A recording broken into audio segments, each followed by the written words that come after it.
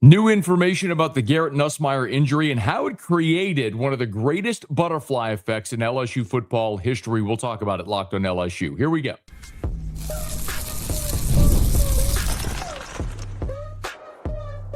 You are Locked on LSU, your daily podcast on the LSU Tigers. Part of the Locked On Podcast Network, your team every day. Okay, let's get it. It is Locked on LSU, your team every day. I'm your host, Matt Moscona. Thanks so much for making it your first listen. We're free, available wherever you get great podcasts, of course, on YouTube as well. So please subscribe. And as always, one of the fastest ways to help us grow is by leaving your comments below. So thank you sincerely for that. Thank you for helping make the Locked On Podcast Network the #1 sports podcast network. Thank you for watching every weekday. Those of you on the Gulf Coast Sports and Entertainment Network. But now, you know, the NFL Scouting Combine happened last week and weekend in Indianapolis. So part of that is an interview series with the media. And LSU quarterback Garrett Nussmeier met with reporters there in Indianapolis. And as you might expect, Garrett Nussmeier was asked about his injury, the injury that limited him, certainly, in the 2025 season. And for the second time now, Garrett's talked about this injury, but doing so more elaborative. The first was when he was at the Senior Bowl and he did an interview with Jacob Hester, Matt Flynn at Senior Bowl, and said that he had a core injury that was limiting him. Well, now he went into a little bit more detail about when and how it happened. My injury occurred in fall camp, day 2, practice 2 of fall camp. How much did it affect me? It was, I think it was pretty evident. I really wasn't able to throw the football. I had a stabbing pain in my ab every time I went to go throw the ball. And, we weren't able to figure out exactly what it was. It was a frustrating deal. And it wasn't LSU's fault. It wasn't the doctor's fault. They did a great job of taking care of me and the trainers there. It was just a rare deal. It was just a thing that, we really didn't figure out what it was until about 2 months ago.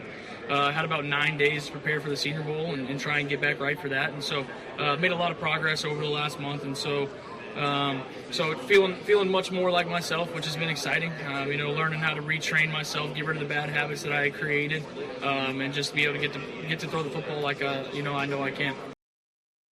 Okay, so for the first time, we have a timeline, and I do understand that for many, this is water under the bridge. You've moved on. The season was a disaster. Brian Kelly's been fired. Lane Kiffin's here. And overwhelmingly, people are positive and excited about the future and the trajectory of the LSU football program. And I get it. You hired Lane Kiffin. He left Ole Miss. What a coup that was to pull that off, to sign the #1 portal class ever with 40 players and all the money spent, all the expectation that people have. Most LSU fans, I feel, are looking through the windshield, not the rear view. I do think this is interesting, however, because as I mentioned, it did create this kind of crazy butterfly effect that I'll get to. But let me walk you through this timeline here. So LSU opened fall camp on Wednesday, July the 30th. Okay. The media gets a schedule of fall camp practice and media availabilities, the day they're practicing and what our availability is. So they opened up on Wednesday the 30th. Media got to watch it. And by the way, I pulled out my notebook because I go to practice and I take all my notes. So I have it dated. If you're watching, that's 7:30. That was the first day of fall camp. So I got my notes. Pretty standard day. The second day, the day that Nussmeier was injured, have my notes. See, hold it right there. That's day 2 right there of fall camp. And I got my notes in my shorthand. Now, the media only got 15 minutes that day. Okay, so sometimes we have the opportunity. Brian Kelly would give us the opportunity to stay watch the entire practice. Sometimes we got 15 minutes. Sometimes we could video for 15 minutes and had to turn cameras off and we could stay. So anyway, day 2, the day of the injury, was a day where we only got 15 minutes. So the injury, because we got to see the first team offense run the hurry up, no huddle, deep touchdown to Xavion Thomas, Bauer Sharp, 15-yard out route to the sideline, slant touchdown to Barry and Browns, a screen touchdown to Chris Hilton. That was all first team. So anyway, point being, Nussmeier was out there at some point during that practice. Garrett Nussmeier was injured, according to his timeline there. Practice 3, we did not have access. That was the next day. That was Friday. Saturday, practice 4, we had full access. It was August the 2nd, and the media got to go watch the entire practice. And so I went and looked at my notes from that day, and the team was in shoulder pads. So helmet, shoulder pads, and girdles. They started indoors, did the hurry up, no huddle. Nussmeier was out there. They went outside and they ran DB receiver drills. So the one-on-ones, Nuss was participating. And they ran 3 different 11-on-11 periods. And Nussmeier took all of the first team reps. So again, this is 2 days after the injury happened, and Nussmeier took all of the first team reps. Now, I'm not suggesting Garrett Nussmeier is lying. There's no reason for him to lie. I'm just saying that there was so much ambiguity around this thing that even then, if he was feeling that stabbing pain, he wasn't showing it. He wasn't limited by it. It was 2 days after the injury supposedly occurred, and he was out there having, this full practice. So that was on August the 2nd. It wasn't until 2 weeks later, August the 15th, Brian Kelly, media availability, mentions, because we go out there, the media does the practice, and it's in the indoor, and Nussmeier's not throwing. He's just taking mental reps, and Van Buren is taking all the first team reps. So after practice, we ask him why. Gus is much more about managing his throws. He hit a number of throws where we give him some time to back off a little bit. He'll be back out tomorrow, full go, scrimmaging tomorrow. Again, it's just maintenance on some of these guys with workload. So that was on the 15th, and Kelly said he'd be out there the next day, and true to his word, Garrett Nussmeier was out there the next day on the full pad practice. I'm looking at my notes here from the 15th, where Garrett Nussmeier was not playing in the wide receiver DBs. No Nuss, it was Michael Van Buren that took the first team reps. Have it here in my notes. And then the next day, day 16, Nussmeier was back out there, by the way, with no brace on his knee. That was kind of the question right there, because remember, there was all the conversation about the knee injury, but they ran one-on-ones, they were 11-on-11s, full speed, and Nussmeier was out there full practicing there on the 18th, which incidentally on the 18th, which incidentally was the last practice that we got to watch. Anyway, fast forward, that wasn't actually the last practice, because 10 days later, on the 25th, was the Saturday before Clemson. They're in Tiger Stadium, and again, Nuss is not throwing. He's only going through mental reps. And Brian Kelly explained why after. When you get into the camp situation, we have I know it's not a great analogy, but we have a pitch count where we want to take our quarterback's load off, and all the installation was in, Matt. We were done with installation. So this was just more throwing. We wanted to wait and get into Clemson in game week. And so he'll be out there on Tuesday, practicing full. And he was. And so Garrett Nussmeier practiced. He played against Clemson. And then he played week 2 against Louisiana Tech. When some people noticed the sideline ball down the left sideline where he underthrew Berrien Brown is maybe a little bit of a red flag. And then the week after that is when LSU played Florida, and they intercepted DJ Lagway 5 times. And despite the 5 interceptions, LSU only managed 20 points. They win the game 20-10. In the post game, of course, is when Brian Kelly blew up on Michael Cobble, as we all know, and that clip went viral.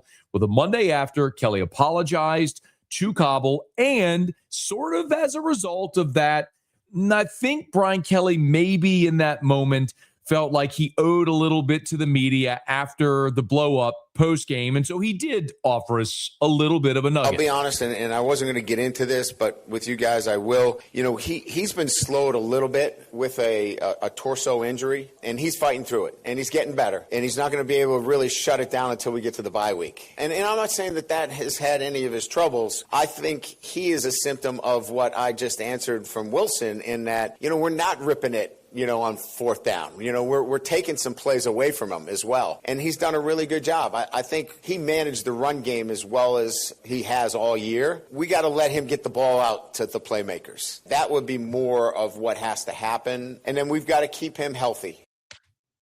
So here you have a situation as it's unfolded for the first time, and that was the Monday after Florida.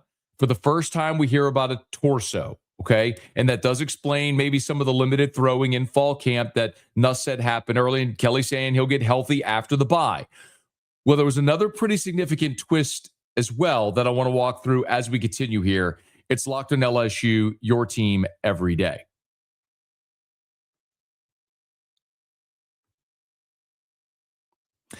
Today's episode is brought to you by Robinhood.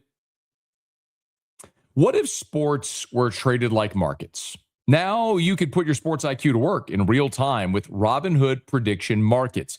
It's not you against the house, it's you participating in a live market. You can buy or sell your positions live all game long. You can use your sports knowledge in the moments that matter. Robinhood prediction markets changes the game. It's people moving the action. So when momentum shifts, you can move with it. I always knew the game, but never had a dynamic way to apply that knowledge. Well, now I can actually take part live in a market powered by people. You're no longer just a spectator. Play by play, you decide. Trade every play with Robinhood.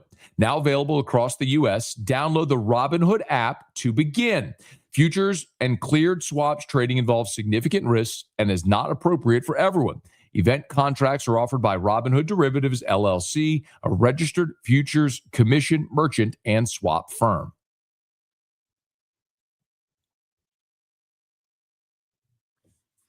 So we'll pick up here, okay, where we finally get word from Brian Kelly that Nuss has a torso injury and it's limiting him. Well, the next game out, if you recall, was LSU against Southeastern. And Nuss actually looked like Nuss against Southeastern. He threw for nearly 300 yards, basically in a half a football. He gripped it and ripped it and looked awesome. So whatever concerns we might have had about Nussmeier and the torso seemed like at that point, the pitch count and everything limiting him was actually starting to work as he was healing. As a matter of fact, this was Brian Kelly after the Southeastern game when Nuss looked awesome. Well, you saw him play versus the other teams, and you saw him that night, and I think you could see a difference in what he was doing. He was much more confident throwing the football. I think he saw opportunities to run. He took it. I thought his escape out of the pocket where he threw the touchdown pass was outstanding. Those are the things that we're looking for from him. And quite frankly, you know, giving him the opportunity to push the ball down the field. He's highly accurate in throwing the ball down the field. So, yeah, there's a couple things we can clean up, you know, with him. And I think that's good that there's a couple and he can continue to play better. But it's good to see him back to where he had been prior to the year. And I know he's feeling really comfortable right now. Good to see him back to where he had been prior to the year. He's feeling really comfortable. You saw him escape and throw the touchdown. Nuss looked like Nuss. So this was the challenging thing about this, because Kelly's telling you, okay, he had a torso issue, but then you see with your own eyes, he looked like Nussmeier. So it just goes to show you that whatever was happening there, which they didn't diagnose until the bowl game. It was basically around the bowl game when they finally diagnosed what the issue is, which we still don't know what the issue is, but it had to be something that ebbed and flowed because he looked so good against Southeastern. And then a week later, they play Ole Miss, and of course, LSU loses by 5. And after the game, Garrett was asked about his injury. I'm not going to answer any questions about my health right now. Currently, right now, obviously, I'm frustrated about the loss, and just looking to get back, watch the tape, find ways to get better. And we just didn't have an opportunity to talk to Garrett about it again until he went to the Senior Bowl. And we know what happened after that. The Tigers would beat South Carolina, but then they would lose 3 in a row against Vanderbilt, they would lose against Vanderbilt, Texas A&M. Brian Kelly got fired, and then they lost to Alabama. In the second half of Alabama, Nussmeier was shut down and then didn't play the remainder of the season, as we well know. And then we didn't find out about the core until he acknowledged at Senior Bowl, and then what now you hear at the Combine. I will be very interested to hear from Garrett Nussmeier or anyone about what the actual injury was. And I probably don't need to spell this out, but what should make a lot of sense is you have a guy that was feeling better and looking better. And then if it was something that was like a muscle pull, tear, strain, it would have showed up on imaging. right? So that's the confounding thing. So doctors are going, we don't see anything. But Nuss is feeling something, but they can't diagnose it. And so there was this real question over what was it? Was it really something? What could this possibly have been that was being so limiting that they couldn't discover? So this is the biggest piece of the puzzle still remaining, which is what was it? And Garrett or somebody at some point will disclose whatever the actual diagnosis was. And it'll be very revealing when we do learn that. But I think all of that, like we said, at this point is water under the bridge. And it's certainly disappointing because you wanted Garrett Nussmeier, number 18, to come back for his senior year and have an awesome season. All the investment in that portal class and so much expectation. Preseason top 10, you beat Clemson on the road. And little did we know that would be the high water mark. But I mentioned the interesting butterfly effect because think about how different LSU football and the college football world would be today if Nussmeier were healthy. Because if Garrett Nussmeier had been healthy the entire season, wasn't limited or whatever, right? We still don't know what it was, but something. Garrett Nussmeier, it's safe to say LSU beats Ole Miss. They lost that game by 5. Remember, you had a pick 6 called back. You had 2 plays that would have been wide open touchdowns. Xavier Thomas early in the game down the right hash that was underthrown. And then one of the interceptions where Nussmeier underthrew it, where he had the receiver was behind the defensive back. LSU would have won that game. So you hang another loss on Ole Miss. Does Ole Miss not go to the college football playoff? Similarly, LSU would have beaten Oklahoma. Okay, I think it was 17-13. There was basically 2 busted plays. You would have won that game.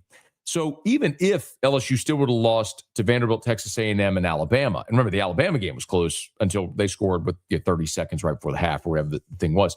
But, even if you would have lost those 3, a 9-3 team, you're not firing Brian Kelly and paying a $54 million buyout when you're 9-3.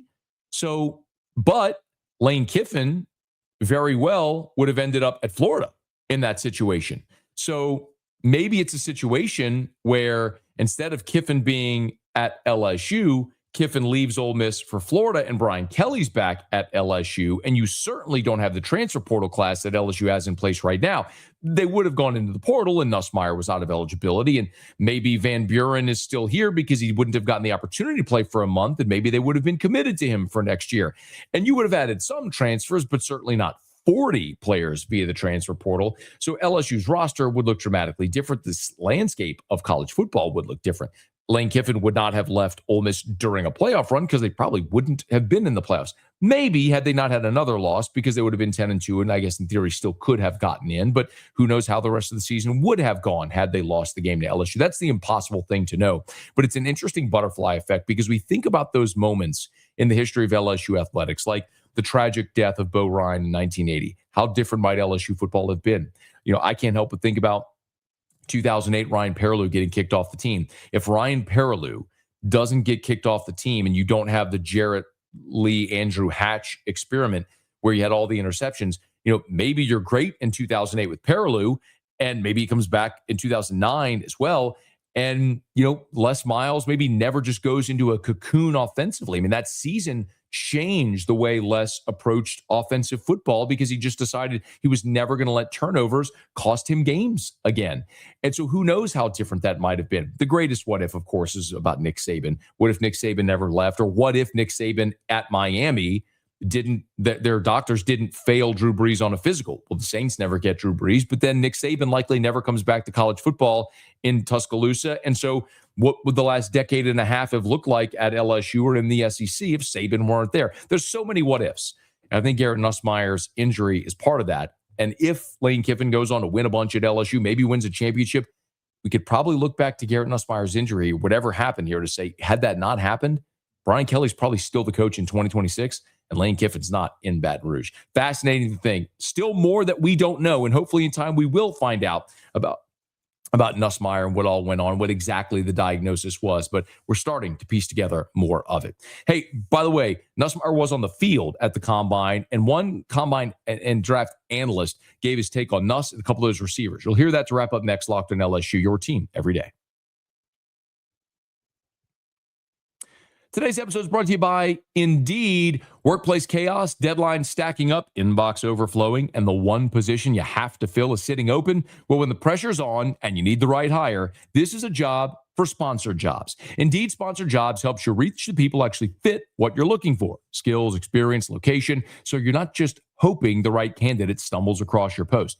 And here's the stat that says it all. Since I've been talking to you, companies like yours have made 27 hires on Indeed, according to Indeed data worldwide. So if you're hiring, spend less time searching and more time interviewing candidates who check all your boxes with Indeed Sponsored Jobs.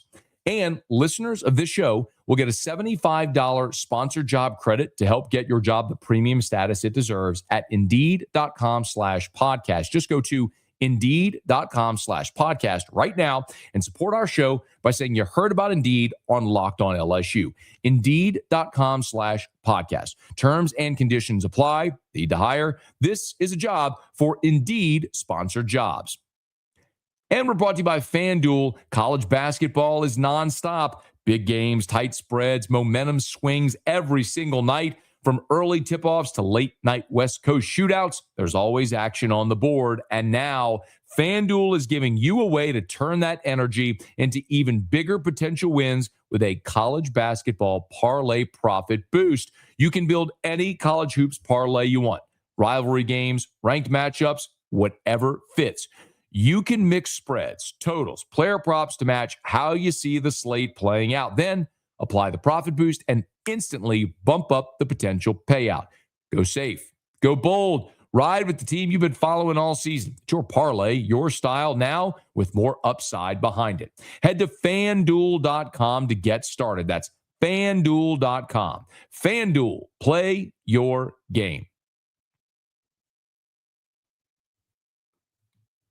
So Garrett Nussmeier was on the field at the Combine and had a chance to talk to Dalton Wasserman of Pro Football Focus, who was at the Combine covering it for PFF. And I asked him his takeaways from Nuss on the field watching this past week in Indy. I think even pretty positive coming out of Mobile down at the Senior Bowl, about a month and a half ago. I think when you look at Nussmeier, obviously his dad being the OC, Doug Nussmeier, for the Saints, he's got the NFL background and pedigree. Mentally, he knows what he's looking out on the field. Undersized, I'd say a little bit below average size, and not the greatest athlete among the class for sure, but somebody who, when he is healthy, and that's been a big conversation throughout this process, how healthy is Garrett Nussmeier and what does he look like when he's throwing the ball and he's not compromised with his oblique and things like that. I think he's had a good process. I still think he's probably something closer to a third or maybe early fourth round prospect, but I think he's one of the more NFL ready guys when it comes to, okay, how can he see the field and how brave is he, when it comes to making tight window throws. I think he's going to be looked at as a solid backup option probably in round 3 or 4. What would you say is the ceiling for Nussmeier if everything goes great for him between now and the draft? Draft ceiling, yes. If he really aced a lot of the interviews and things on the board, and there's teams that really believe, okay, this guy was just not healthy, I think he could maybe float into maybe the top 60, like late second or early third round. I don't think there's a lot of teams that are going to go, okay, this guy is, I want to bring him in the second round as my starter with a top 30 or 40 pick or closer to where, say, Tyler Shuck got drafted last year. But I do think there is some hope there that eventually, as long as he's healthy, he could be a productive starter, especially with his football IQ.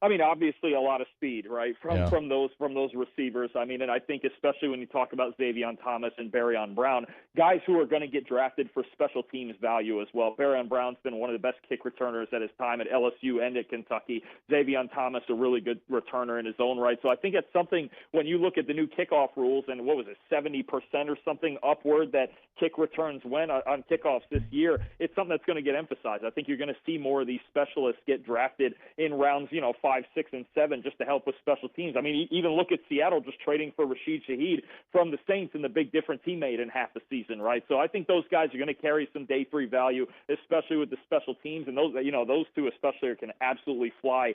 I think definitely they're going to have value on